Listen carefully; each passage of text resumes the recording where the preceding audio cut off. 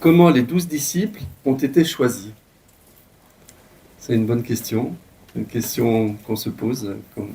Comment est-ce qu'ils ont été choisis? C'est le Seigneur qui les a choisis. Et d'abord, j'aimerais un petit peu dire, voilà, qu'est-ce que c'est un disciple? Un disciple, c'est pas juste un élève. C'est quelqu'un qui vit près de son maître, qui cherche à lui plaire, qui cherche à le comprendre, qui cherche à appliquer son message dans sa vie. C'est quelqu'un qui aime son maître. Voilà ce qui devrait être un disciple. Après, il faudra aussi qu'on parle de nous.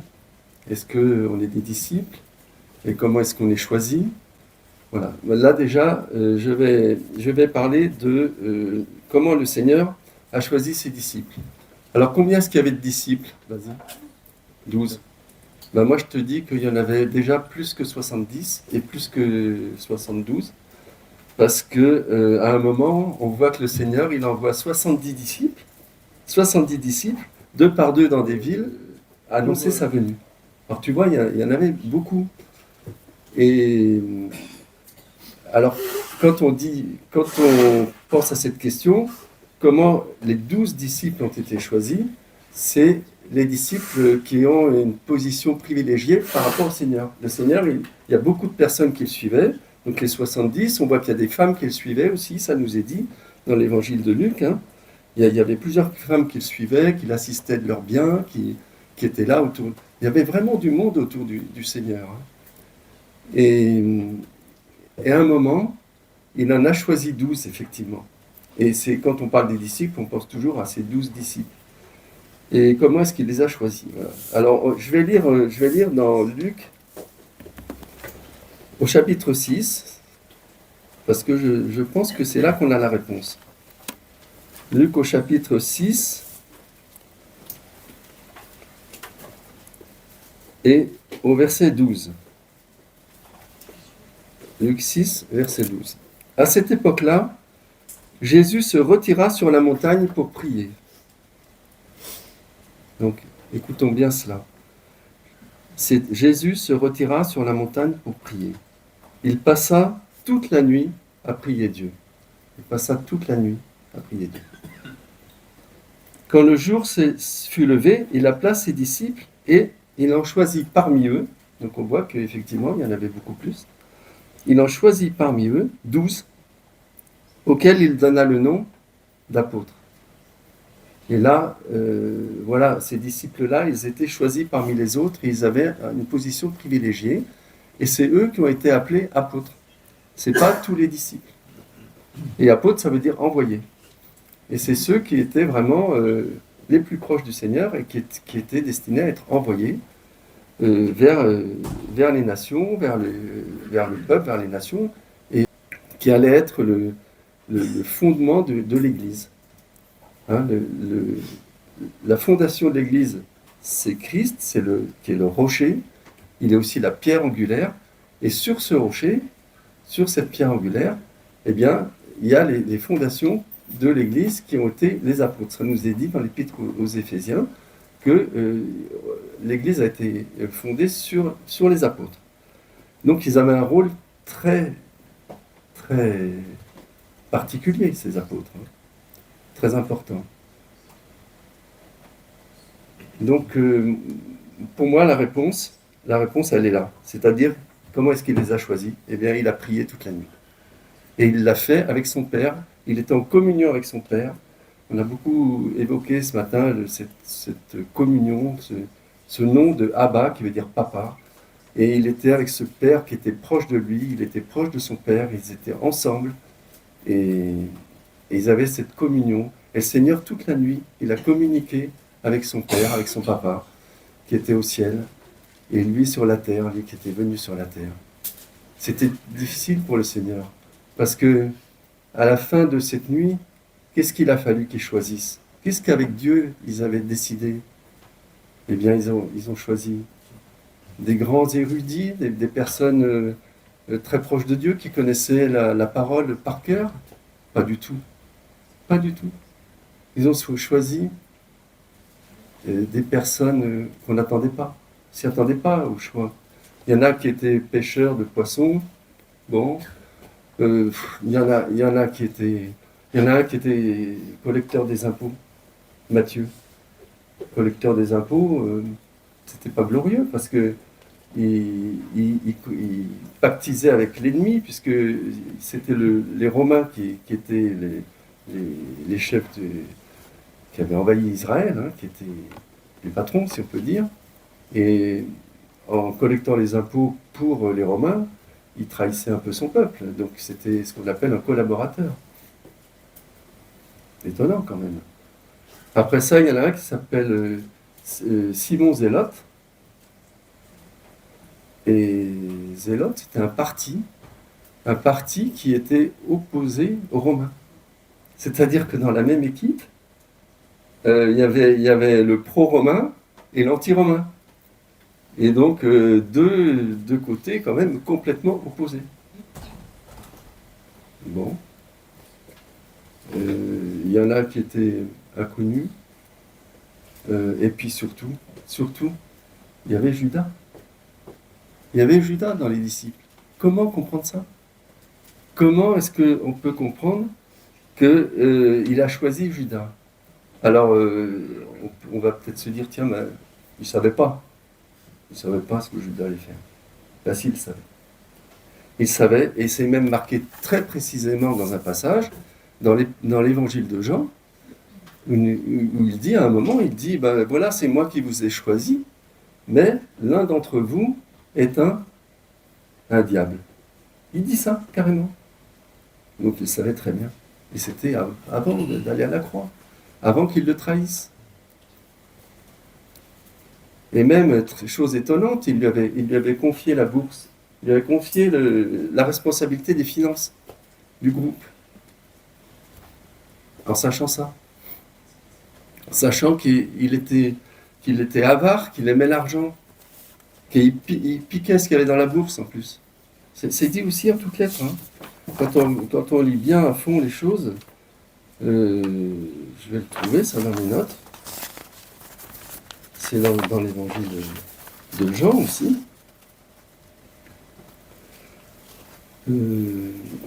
C'est quand Marie verse le parfum sur les pieds du Seigneur Jésus.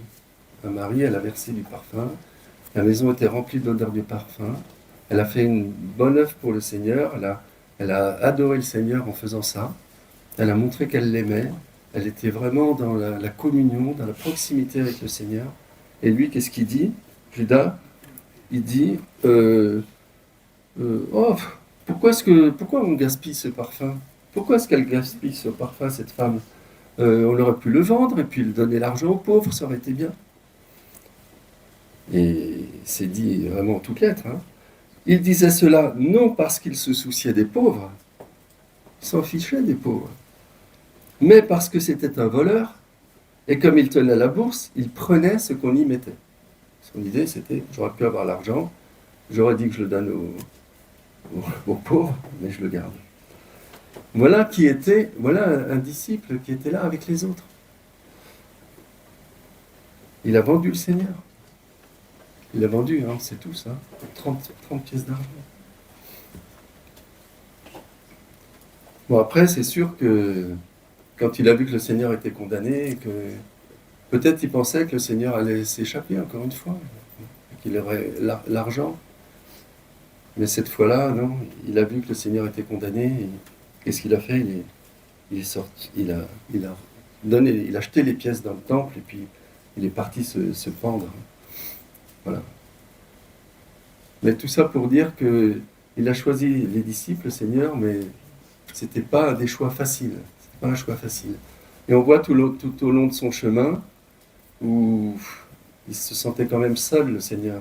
Il avait son Père, il était toujours en communion, il passait des heures et des heures à prier. Mais il était quand même un homme à part entière.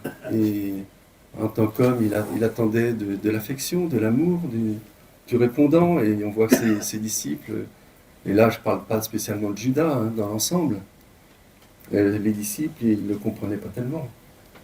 Ils étaient très souvent loin, à côté de la plaque, hein, comme on dit. À un moment, Pierre, alors, si on prend les disciples un petit peu dans l'ordre, d'abord parler de Pierre. Pierre, par exemple, Pierre, il était tout feu, tout flamme, quoi. Il était tout le temps, allez, on y va, on y va. C'était un battant, c'est ce qu'on appelle un battant. Et d'ailleurs, il a marché sur l'eau à un moment. Ah Seigneur, est-ce que je peux venir te voir là?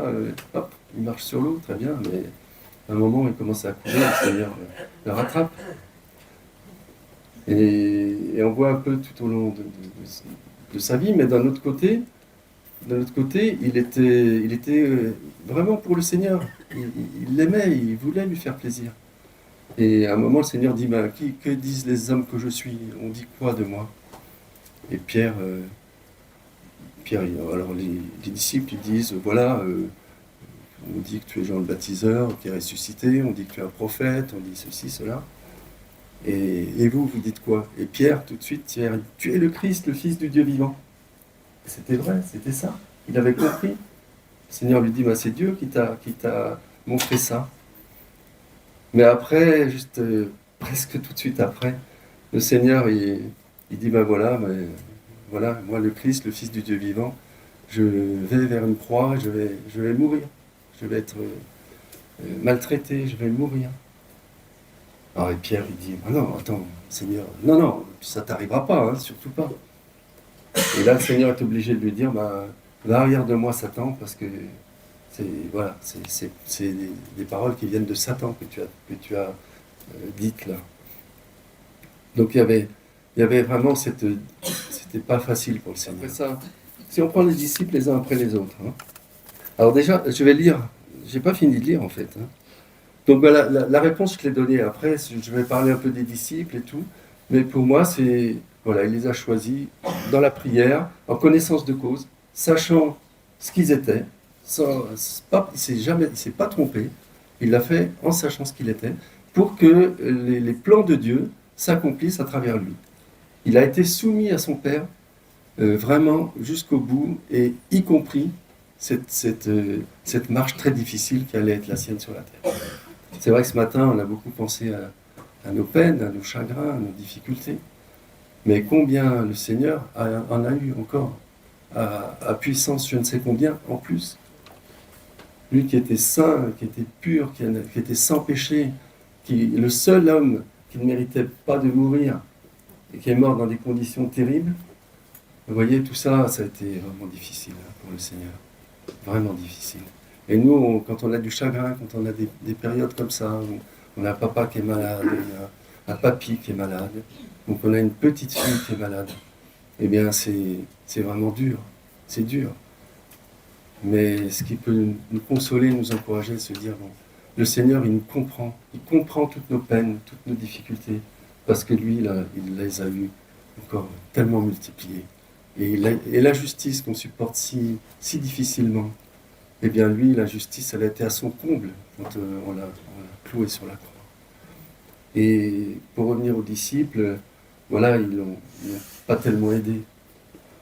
Quand il a été âgé de Sémané, là, après avoir donné la scène, se souvenir aux siens, après leur avoir beaucoup parlé, parce qu'il a fait tout un discours à ce moment-là, eh bien, quand il a été âgé de Sémané, il a pris Pierre, Jacques et Jean, et c'est ceux qui étaient le plus proches de lui, quand il les a pris, et il les a emmenés avec lui pour se dire, je vais prier le Père, je vais passer ces moments. Là c'est pareil, il savait qu'il faudrait qu'il passe par la croix, mais il a quand même demandé à son Père, c'était tellement dur. Et à chaque fois il dit, mais que ta volonté soit faite, que ta volonté soit faite, que ta volonté soit faite. Et pendant ce temps, les disciples, ils dormaient, ils dormaient accablés de sommeil parce qu'ils étaient tristes. Mais bon, ils n'ont pas aidé. Et puis quand ils sont venus le prendre, quand c'est Judas qui est venu l'embrasser, et puis qui l'a vendu, qui savait qu'il l'avait vendu d'ailleurs. Il lui dit encore, mon ami, qu'est-ce que tu viens? Mon ami, il l'embrasse. Mon ami. Il dit ça à Judas. L'amour du Seigneur, il est au-delà de tout ce qu'on peut imaginer. Parce qu'au dernier moment, il lui a donné sa chance. Et eh bien, ils se sont enfuis, les autres. Il avait pris ses 3 disciples les plus proches, et ils se sont enfuis. Et ensuite, Pierre l'a renié. C'est difficile, hein. Je lis et je voulais lire la liste des disciples. Donc, il leur donne le nom d'apôtre. Alors, Simon, qu'il appelait aussi Pierre. André, son frère. On va parler un peu d'André. Jacques, Jean, donc ces 3 fameux disciples donc, qui étaient les plus proches, hein, Pierre, Jacques et Jean. Et il y a André qui était le frère de Pierre. Ça, c'est ceux qui sont nommés en premier à chaque fois. Parce que je n'ai pas dit, mais il y a 4 listes, hein, des disciples. Il y a 4 listes. On ne peut pas dire qu'on ne sait pas trop. Si, on sait qui c'est, les disciples. Après, on verra que c'est pas toujours... Les noms, avec les noms, c'est pas toujours facile. Mais quand même, voilà, il y a 4 listes. Hein. Jean, ensuite il y a Philippe, il y a Barthélemy, Matthieu, Thomas, Jacques, fils d'Alphée, parce qu'il y a 2 Jacques. Il y a Jacques, le premier Jacques, c'est le fils de Zébédée. Hein. Jacques et Jean, c'est le fils de Zébédée. Et là, c'est le fils d'Alphée, c'est Jacques, fils d'Alphée. Ensuite, il y a Simon, il y avait Simon-Pierre, mais là, c'est Simon, appelé le Zélote, c'est celui dont j'ai parlé, hein, qui était dans le parti qui défendait les Juifs contre les Romains. Jude, alors c'est pareil, c'est pas Judas, c'est Jude, fils de Jacques. Donc vous voyez, il y a des Jacques, des Judes, des Judas, c'est pas si facile. Hein. Puis souvent ils ont 2 noms. Et Judas Iscariote, celui qui devint un traître. Alors j'ai remarqué, en préparant un peu cette réponse, que Judas, à chaque fois qu'il est parlé de Judas, il est dit celui qui le trahira. Celui qui le trahira. Toujours. Toujours.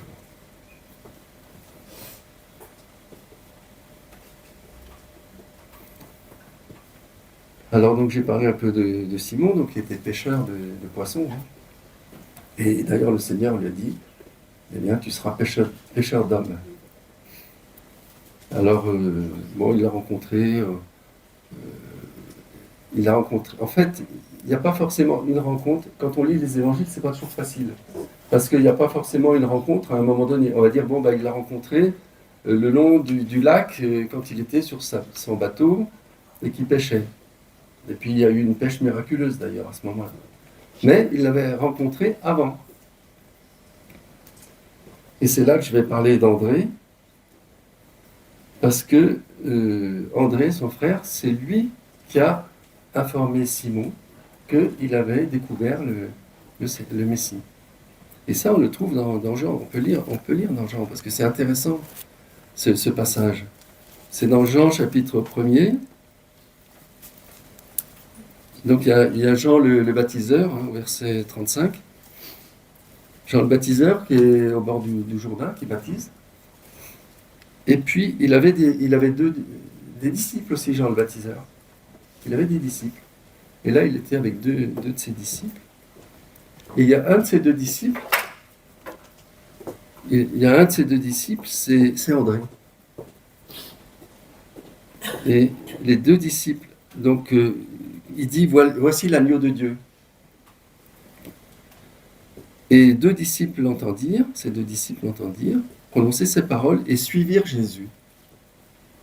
Donc il y a eu à ce moment-là 2 disciples de Jean qui ont suivi Jésus.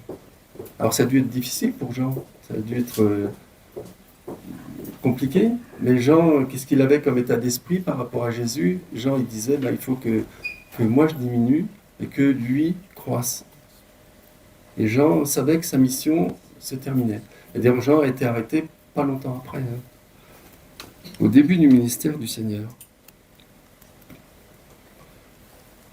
Et Jésus se retourna, et voyant qu'ils le suivaient, donc ces 2 disciples, il leur dit, « Que cherchez-vous » Ils lui répondirent, « Rabbi », ce qui signifie maître. Déjà, il l'appelait maître. « Où habites-tu » ? « Venez, leur dit-il, et voyez. » Ils y allèrent donc, virent où il habitait, et restèrent avec lui ce jour-là. C'était environ 4 heures de l'après-midi. Et verset 40, André, le frère de Simon-Pierre, était l'un des 2 qui avaient entendu les paroles de Jean et qui avait suivi Jésus. Voilà, donc André, c'est un disciple de Jean au début. Et qu'est-ce qu'il fait tout de suite, André? Il rencontra d'abord son frère Simon et lui dit, nous avons trouvé le Messie. André, il est comme ça, André.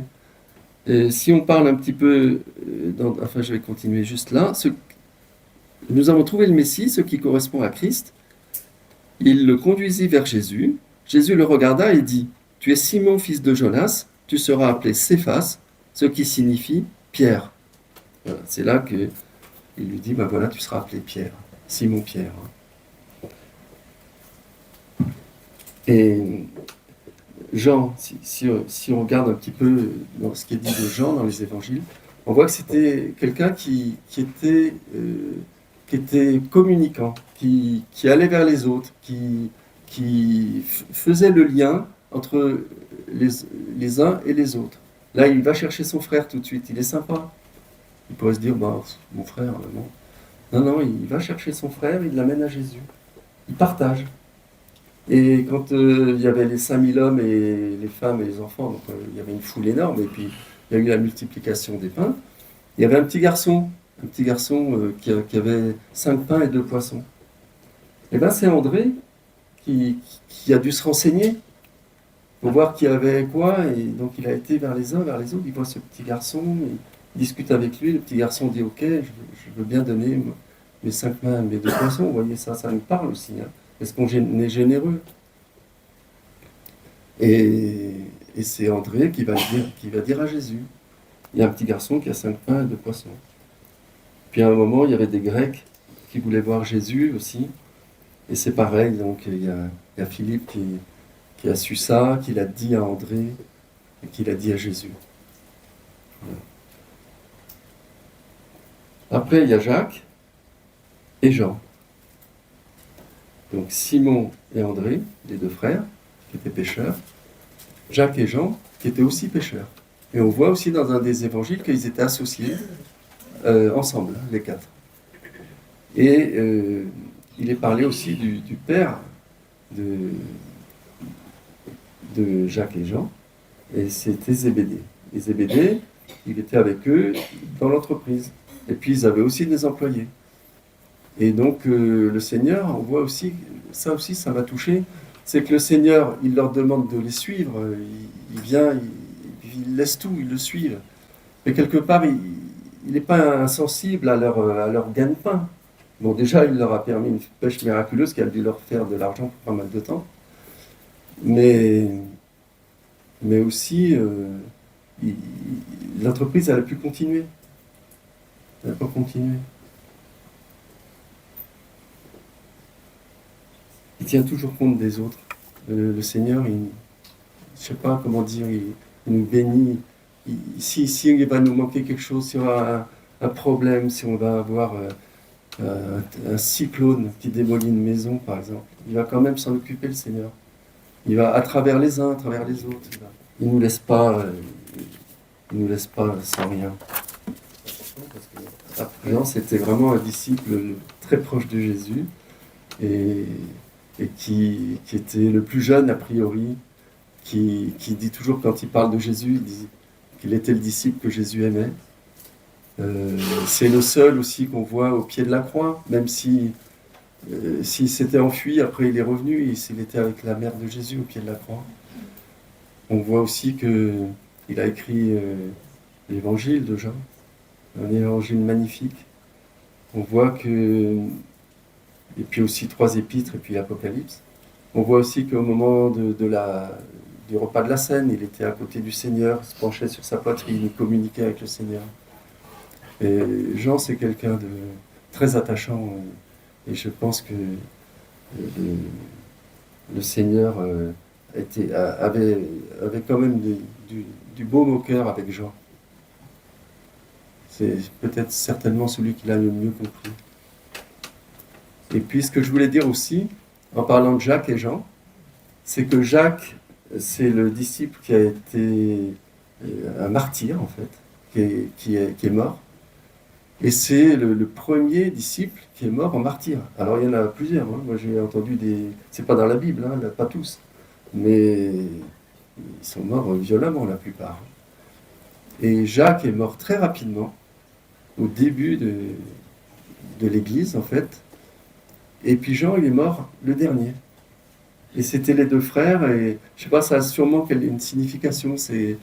Le Seigneur, il nous parle aussi comme ça. Il dit quelquefois, je peux reprendre quelqu'un très tôt, puis quelquefois, quelqu'un beaucoup plus tard, mais je les aime de la même façon. Et je sais pourquoi je le fais. Mais ça va être trop long à force. Bon, Philippe, il n'est pas dit énormément de choses, mais c'est un peu comme André, c'est-à-dire que Philippe, il était de Bethsaïda, de la ville d'André et de Pierre, et puis le Seigneur lui dit suis-moi, il le suit, et pareil, il va chercher Nathanaël. Nathanaël lui dit nous avons trouvé celui. Il dit à Nathanaël nous avons trouvé celui que Moïse a décrit dans la loi et dont les prophètes ont parlé, Jésus de Nazareth, fils de Joseph. Nathanaël lui dit peut-il sortir quelque chose de bon de Nazareth? Philippe lui répondit viens et vois. Jésus vit Nathanaël s'approcher de lui et dit de lui voici vraiment un Israélite en qui il n'y a pas de ruse. D'où me connais-tu lui dit Nathanaël. Jésus lui répondit avant que Philippe t'appelle, quand tu étais sous le figuier, je t'ai vu. Nathanaël répondit Maître, tu es le Fils de Dieu, tu es le roi d'Israël. Jésus lui répondit parce que je t'ai dit que je t'ai vu sous le figuier, tu crois? Tu verras de plus grandes choses que celles-ci. Il ajouta en vérité, je vous le dis, vous verrez désormais le ciel ouvert et les anges de Dieu monter et descendre au-dessus du Fils de l'homme. Voilà, donc là on voit Philippe qui apparaît. On voit aussi donc Nathanaël. Nathanaël, alors beaucoup pensent, j'ai lu dans des explications, hein, je ne l'ai pas inventé, hein. Beaucoup pensent que Barthélemy, qui est cité juste après, donc dans les listes, il y a Barthélemy. Barthélemy, ça veut dire fils de Télémie. Il y avait comment il s'appelait, l'aveugle par exemple, Bartimée, fils de Timée. Et voilà. Et Barthélemy, ce serait son nom de famille, quelque part. Et Nathanaël, ce serait son nom d'usage. Et dans Jean, on voit Nathanaël et on a vraiment l'impression qu'il fait partie des disciples. Alors peut-être, pourquoi pas, parce que Barthélemy, il n'en est parlé que dans les listes, on ne sait rien sur lui. Et Nathanaël, on en sait un peu plus et on le voit réapparaître. D'ailleurs, dans Jean 21, quand il y a les 7 disciples, après la résurrection de Jésus, ils voient Jésus qui arrive, ils étaient en train de pêcher, ils n'arrivaient pas à prendre de poisson, et Jésus arrive, il y a la pêche miraculeuse, et dans les 7 disciples, il y avait Nathanaël. Bon, enfin ça c'était... C'est pas quelque chose de certain que je suis en train de dire. Après il y a Matthieu, qui est appelé aussi Lévi. Donc j'en ai parlé tout à l'heure de Matthieu, je ne vais pas en reparler, il a écrit l'évangile de Matthieu. Donc c'est vraiment quelqu'un qui a fait... Ça c'est une conversion demi-tour. Hein. Thomas, appelé Didyme, qui ça veut dire c'était un jumeau. Bon. Thomas, on le connaît surtout pour son manque de foi. Hein. Ouais. Ah, ben, moi je suis comme saint Thomas, moi je suis pas comme saint Thomas, etc. Donc tout le monde connaît Thomas, saint Thomas. Mais voilà, saint Thomas, c'était un disciple, ça a été un pilier de l'Église aussi. Et c'est quand même lui qui a dit, au moment de la résurrection de Lazare, quand Jésus attendait depuis 2 jours pour venir ressusciter Lazare, à un moment il dit, parce que les disciples pensaient que c'est parce que Jésus avait peur des Juifs qui avaient décidé de le tuer, et c'est pour ça qu'il ne retournait pas en Judée. Mais en fait, et puis Thomas il dit, non, allons-y, on va mourir avec lui. Donc il était aussi assez battant, lui. Après ça, bon, il a une faiblesse, mais ça lui a permis aussi de savoir pourquoi il croyait, et ça lui a fait du bien. Et après, il y a des traces de Thomas en Inde. C'est-à-dire qu'en Inde, il y a toute une communauté chrétienne qui se réclame de saint Thomas. Donc c'est pour dire que probablement qu'il a été jusqu'en Inde, annoncer l'évangile. Parce que les disciples, là, on les voit comme ça, mais il n'y avait pas encore le Saint-Esprit, ils n'étaient pas encore... Regardez Pierre, comme il était à fond, après, quand l'Esprit est arrivé. Et donc, ils ont fait des grandes choses, hein. À part, bien sûr, Judas. Hein. Voilà, après ça, il y a Jacques, le fils d'Alphée, on sait rien d'autre. Donc, quelqu'un de discret, il y a des personnes qui sont discrètes, on n'en parle pas, mais ils sont là, et puis ils font le job aussi. Simon le Zélote, ça j'en ai parlé. Et Jude, fils de Jacques, on ne sait pas grand-chose. Si on veut appliquer un petit peu à nous, des fois, Dieu il peut nous demander des choses qui ne sont pas forcément faciles. On peut se retrouver avec des personnes qui ne sont pas faciles, avec des choses compliquées dans la vie. Et c'est quand même selon Dieu, des fois. Voilà. Et ça va quand même amener à ce qu'il souhaite, à ce qu'il veut faire, ça va rentrer dans ses plans. C'est ce qu'il faut se dire et accepter des fois, que tout n'est pas simple dans la vie. Et souvent, tout n'est pas simple dans la vie, il faut le savoir. Tous ces apôtres, à part Judas, ont été les fondations de l'Église établies sur le roc et la pierre angulaire, qui sont Christ lui-même. Nous sommes tous des pierres qui s'ajoutent jour après jour jusqu'au moment où la construction sera achevée.